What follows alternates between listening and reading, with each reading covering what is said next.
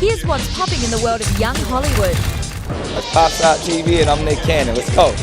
What kind of name is that? It's Chinese. Does it mean anything? It means sunshine. Shishi. Shishi. Yeah, cool. shishi. Sounds like Shishi. it would mean something. Shishi and hee. Peter, congratulations on the project. This is definitely one of the most buzzworthy films at Sundance this year. You played Chuck, which is Linda's first husband. What was it about Chuck's relationship with Linda that made you first want to get involved in the project? I didn't want to get involved in the project. When I first read it, I was, I had a 6-year-old daughter and I had a wife who was pregnant, and I was not interested in doing it. So the sideburns convinced you, huh? Well, it was more like the people around me, including my wife, who were just thought that it was a really interesting role, and that I should try to put aside all these reasons that I didn't want to do it and try to explore something that was difficult. A lot of times as an actor, you don't want to go to those places, and it's I'm not. Some actors are drawn to them constantly, right? And even though I've played a lot of people like this, it's not actually in my nature to be drawn to doing something like that. I feel like a lot of audience have the same reaction to the film. When they think of Linda Lovelace, they think of the porn star and Deep Throat, the movie she did. What do you think fans will learn about Linda from this film?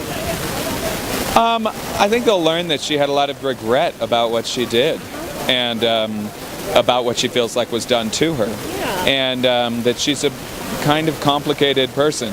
I mean, if you read her books, her own narrative of her life tells me that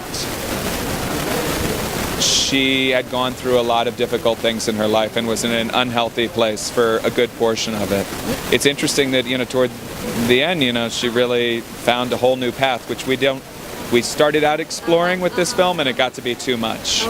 So that is what ends up happening. And obviously there's no pornography in the movie, but there are some intimate sex scenes. So can you talk to us a little bit about how comfortable it was on set to do those scenes? Because sometimes it gets a little awkward with a lot of crew people.